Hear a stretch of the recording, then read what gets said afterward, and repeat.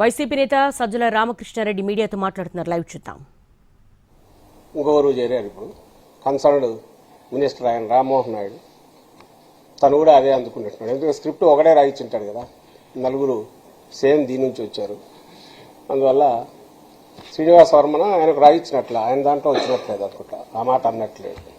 ఎర్ర bus air bus అనేది వీళ్ళ మాటల్లో వచ్చింది. సో ఆ నలుగురు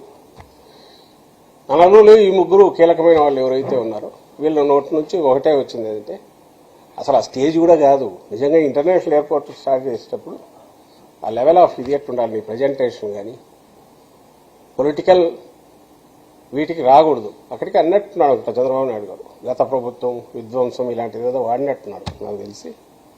కానీ గొడ్డలి గిడ్డలి అనలేదు, ఆ మేరకు వదిలేసినాడు.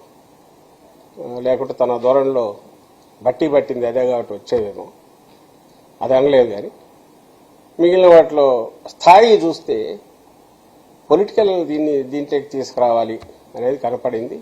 అందులో భాగంగానే ఈ మాట మాట్లాడారు. ఇది ఇప్పుడు కాదు, ఈ 4 రోజుల ప్రచారంలో ఇది ఒక ప్రధాన అంశం.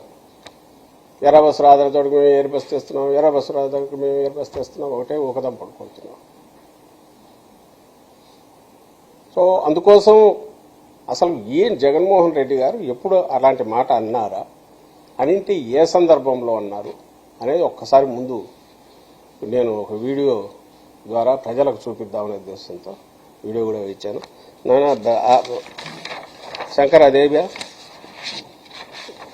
ఫస్ట్ది ఎర్ర బస్సు జగన్మోహన్ రెడ్డి గారు అప్పట్లో భోగాపురం దీనికి సంబంధించి 15,000 ఎకరాలది. కానీ ఇదైనా చెప్తాను, 2 ఎకరాల భూమి ఉంది తల్లి నీకు, 2 ఎకరాల భూమి ఉంది నీకు. పరిస్థితి ఏమిటి తల్లి ఇప్పుడు? 2 ఆడపిల్లలు 1 తమ్ముడు. 2 ఆడపిల్లలు 1 తమ్ముడు. కానీ మేము చదువుకోవడానికి కూడా ఎర్రబస్సు లేని ఈ ఊర్లో ఎయిర్పోర్ట్ ఎందుకు సార్? చదువుకుంటా ఉన్నాము. మా గ్రామానికి ఎర్రబస్సు కూడా రాదు, ఎర్రబస్సు కూడా రాని ఈ గ్రామానికి ఎయిర్పోర్ట్ ఎందుకు సార్ అడుగుతా ఉంది వ్యవసాయం. ఇది ఏమర్థం అవుతుంది మీకు ఇందులో?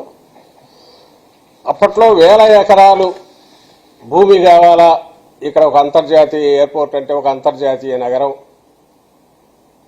అమరావతికి 1,00,000 ఎకరాలు ఉన్నప్పుడు ఎయిర్పోర్ట్కు 15,000 ఎకరాలు లేకపోతే ఎట్లా ఆయన ఉద్దేశం కావచ్చు చంద్రబాబు నాయుడు గారిది.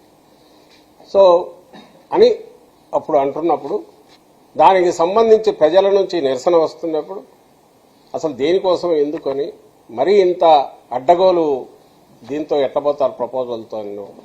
ఆ ఉద్యమంలో భాగంగా జగన్మోహన్ రెడ్డి గారు అక్కడ వెళ్ళిన సభలో ఒక అమ్మాయి రైజ్ చేసిన పాయింట్ ఇది. ఆ పాప అన్నదాన్ని జగన్మోహన్ రెడ్డి గారు ఇదిగో ఈ అమ్మాయి ఇట్లా అంటోంది అని ప్రస్తావించారు. మీరు చేసే విష ప్రచారము అది జగన్మోహన్ రెడ్డి గారు ఎందుకంటారా నాకు అర్థం కావట్లా. ఎర్ర బస్సు రాలేదని పోనీ నువ్వేమైనా చేసినవాడా? ఆ రోజు అక్కడ ఉన్నదానికి సంబంధించి ఎయిర్పోర్ట్కి సంబంధించి ఏమన్నా మీరు చేసినారా? లేదుగా. జరిగింది ఎవరి హయాంలో? జగన్మోహన్ రెడ్డి గారి హయాంలో. కొబ్బరికాయ కొట్టింది, గుమ్మడికాయ కట్టింది నేనే అని చంద్రబాబు నాయుడు గారు అంటున్నారు. అవును, కొబ్బరికాయ కొట్టావు ఎప్పుడు? 2019 ఎన్నికలకు కరెక్ట్గా నెలన్నర ముందు ఫిబ్రవరిలో 2019 ఫిబ్రవరిలో హడావుడిగా పోయి ఓ బండ నల్లగా ఉంది కాబట్టి బహుశా చీమకుర్తి దగ్గర నుంచి తెప్పించారు, తీసుకెళ్లి ఒకటి పాతి దాని మీద శంకుస్థాపన అని రాసి వదిలేశాడు. ఆ తరువాత చేసిందంతా జగన్మోహన్ రెడ్డి గారు. మొత్తం పూర్తి చేసింది జగన్మోహన్ రెడ్డి గారు. దాదాపు పూర్తయిన దాన్ని ఎవరు వచ్చి దాన్ని అందుకున్నారు? ఈయన వచ్చేసి దాని ఫలాలు ఈరోజు చూస్తున్నారు. నేను అందుకే ముందే అన్నది, నువ్వు క్రెడిట్ చోరీ చేస్తున్నావా? చేసేది ఏదో మామూలుగా చేసుకున్నా పర్లే, కానీ పొడిచి కెలికి లేపి గీకి తన్నించుకోవడం ఎందుకు? చంద్రబాబు గారిని సూటిగా ప్రశ్నిస్తున్నాను. దానివల్ల ఈ దర్శనంలో వచ్చేది ఏం లేదు. గత ప్రభుత్వం అనాల్సిన అవసరం లేదు. అయ్యా ఎయిర్పోర్ట్ వచ్చింది బ్రహ్మాండం అని, మంచి పరిణామం ఇది, దీనికి ప్రారంభోత్సవం చేయడం నా అదృష్టం, ఇట్లాంటివి చెప్పేసి క్లోజ్ చేస్తే ఎవడు కెలుపుతాం ఏం పని? జగన్మోహన్ రెడ్డి గారు అదే పనిగా వచ్చి అట్లా అనుకునే ఆయనైతే పెద్దానికి ముందే ఏదో ఒక పద్ధతిలో చేసి ప్రారంభం రిబ్బన్ కట్ చేసేవారు ఆ రోజే. ఎందుకంటే సుమారుగా పూర్తి చేశారు. అనుకోవాలా, ప్రాసెస్లో జరగాలి. గవర్నమెంట్లు వస్తుంటాయి పోతుంటాయి, దానికి ప్రత్యేకమైన ఇది చేయాల్సిన అవసరం లేదు. సో పోలవరం ప్రాజెక్టులో నీళ్లు వదిలేటప్పుడు కూడా నా 10 నెలల్లోనే 20 నెలల్లో జరిగిందని జగన్మోహన్ రెడ్డి గారు అనలా. ఈ లక్షణం ఈయనకే ఎందుకుందంటే ఏమి చెయ్యడు కాబట్టి అందరూ చేసిన వాటిని క్రెడిట్ లేక తీసుకోవాలంటారు కాబట్టి ఈరోజు భోగాపురం కూడా అదే ఖాతాలో వేయాలంటున్నారు కాబట్టి ఒక అబద్ధాన్ని అక్కడ కూడా ఇచ్చేశాడు. అందులో భాగమే ఇది. వినడానికి ఎవరికైనా నిజంగానే అనిపిస్తుంది, ఎందుకు అబ్బా ఇట్లెందుకు అన్నారని. ఎక్కడన్నారు ఈయన జగన్మోహన్ రెడ్డి గారు ఆ మాట? పోనీ ఇదే మాట చిలక పలుకులాగా పలికిన ఉప ముఖ్యమంత్రి పవన్ కళ్యాణ్ గారు ఆయనే ఉన్నాడు ఆ రోజు.